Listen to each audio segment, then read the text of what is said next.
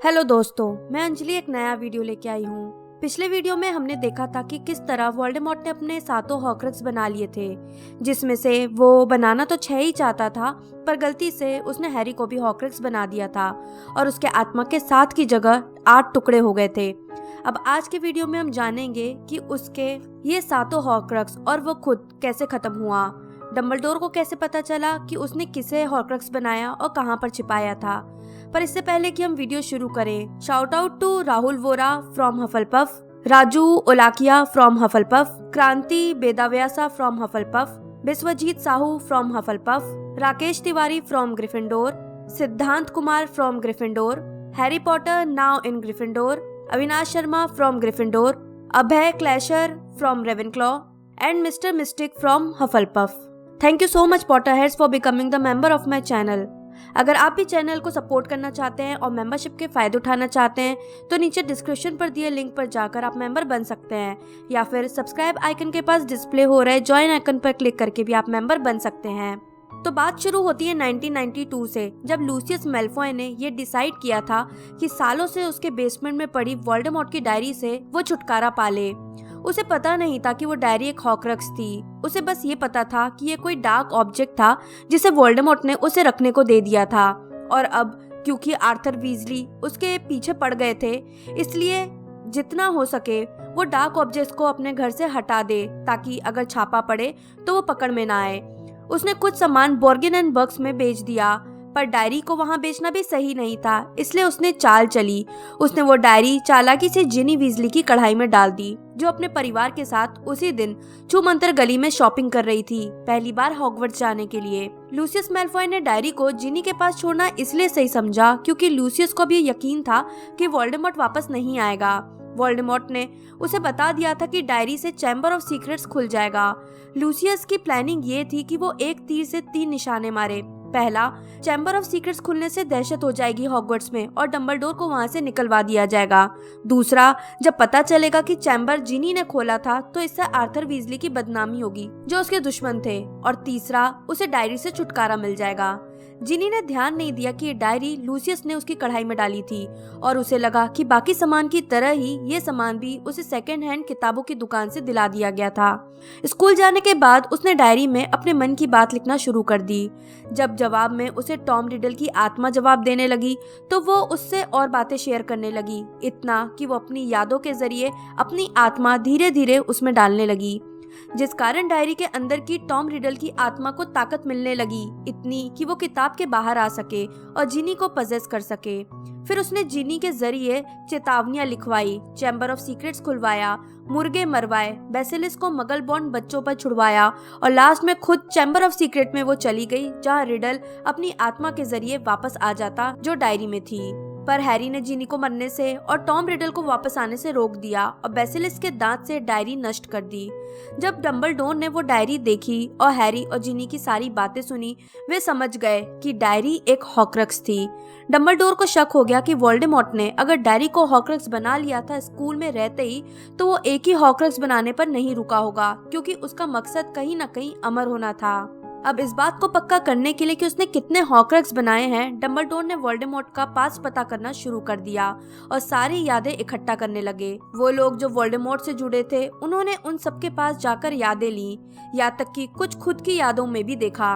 उन्होंने वहाँ से शुरुआत की जब टॉम मार्वोलो रिडल की शुरुआत हुई थी, यानी कि उसके परिवार से। उसकी माँ तो जिंदा नहीं थी, पर मामा और नाना थे, और इन सब में उनकी हेल्प की बॉब ऑगडेन ने, जिसने मार्वोलो को जेल भिजवाया था।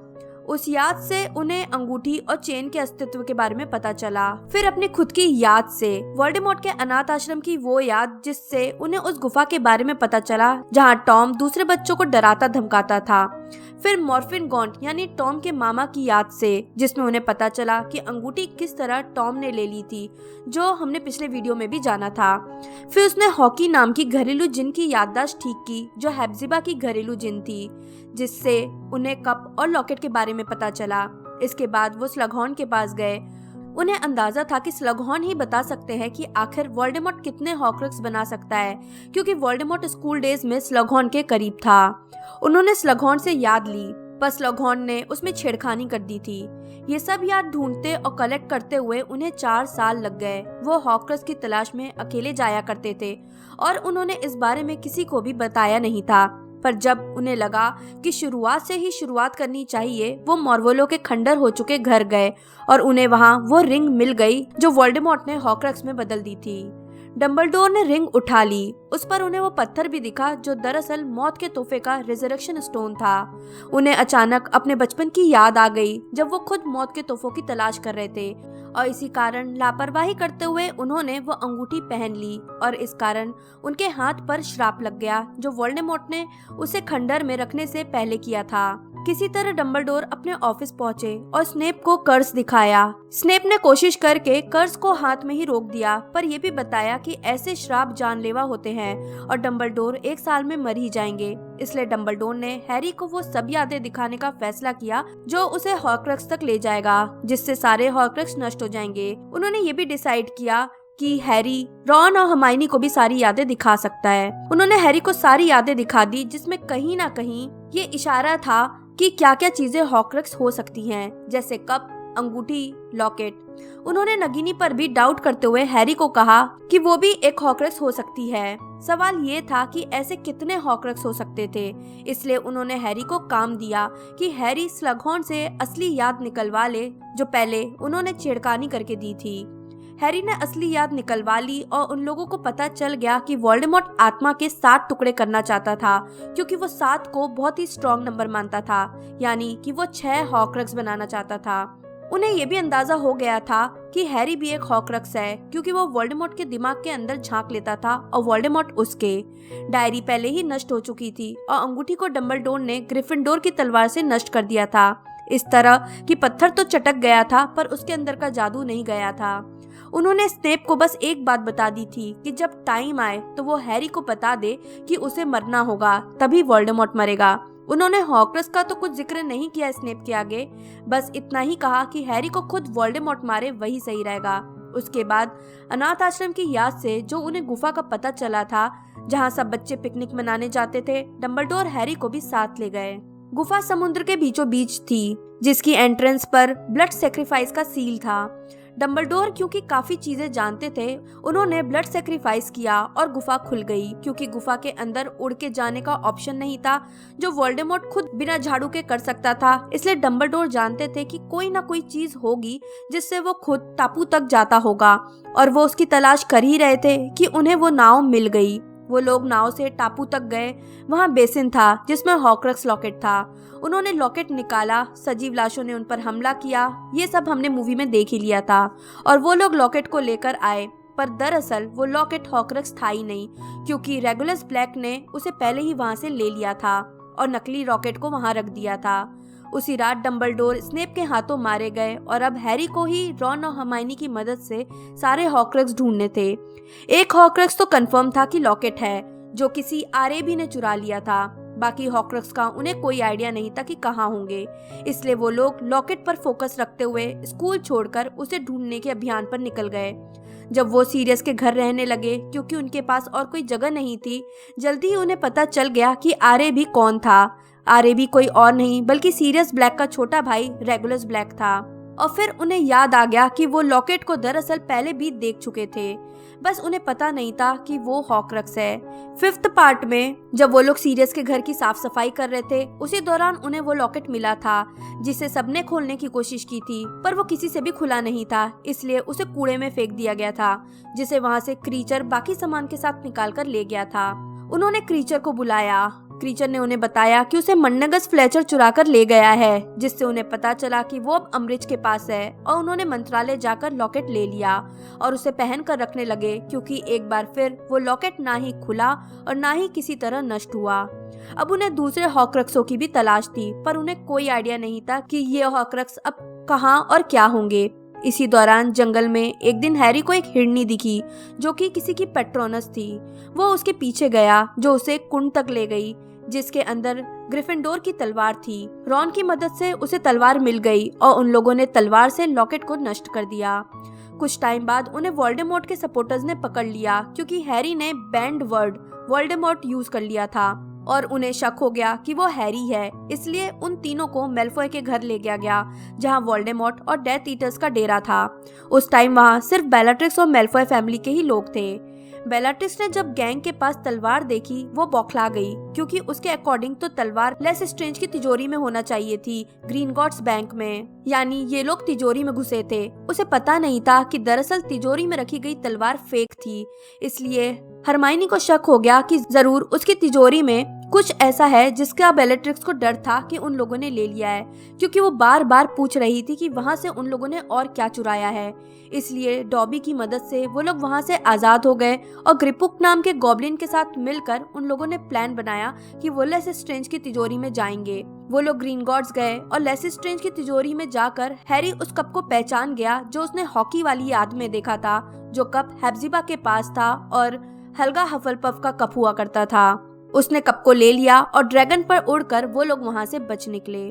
हैरी ने दिमाग लगाया तो समझ गया कि अब रेवेनक्लॉ की ही कोई चीज रह जाती है और आखिरी नगीनी तो है ही।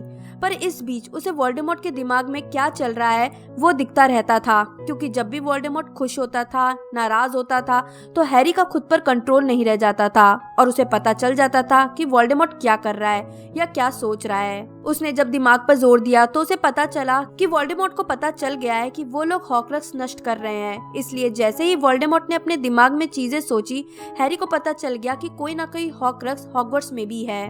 उसने हॉगवर्ट्स जाने का फैसला किया। वो सब हॉगवर्ट्स पहुंचे, जहां और भी उनके ग्रुप के लोग आ गए और फिर उसे लूना और चो से पता चला कि रेवेनक्लॉ का डायडम था जो बहुत पहले खो गया था। वो डायडम कैसा दिखता है ये देखने के लिए हैरी लूना के साथ रेवेनक्लॉ के हॉल में गया, जहां उसकी एक मूर्ति बनी थी जिसमें वैसा ही डायडम पहने एक औरत थी। हैरी को देखते ही याद आ गया कि 6th ईयर में जब वो अपनी हाफ ब्लड प्रिंस वाली बुक को छिपाने के लिए रूम ऑफ रिक्वायरमेंट में गया था, वहाँ उसने 5 पैर वाले पंछी के पिंजरे में उसने अपनी बुक छिपाई थी और उसके पास उसने एक मूर्ति देखी थी जिस पर उसने विग लगा दिया था और उस पर एक डायडम पहना दिया था, ताकि जब वो दोबारा बुक ढूंढना चाहे तो उसे पता चल जाए कि बुक कहाँ है। वो जानता था कि अब उसे क्या करना है। इस बीच रॉन और हर्माइनी चैम्बर ऑफ सीक्रेट्स में जाकर कप को बेसिलिस्क के दांत से नष्ट कर देते हैं। हैरी रूम ऑफ रिक्वायरमेंट में पहुंचता है और उधर हॉगवर्ट्स की लड़ाई शुरू हो जाती है। वो जानता था कि उसे कहाँ जाना है। वो भागता है और उसे वो पिंजरा और वो मूर्ति और उस पर वो मुकुट दिख जाते हैं। वो मुकुट लेता है, पर तब तक वहाँ ड्रेको और उसके दोस्त आ जाते हैं और बेवकूफ़ी से फिंड फायर शुरू कर देते हैं, जिसे उन्हें खुद भी नहीं पता होता कि रोकना कैसे है, और उसी फायर के कारण डायडम नष्ट हो जाता है।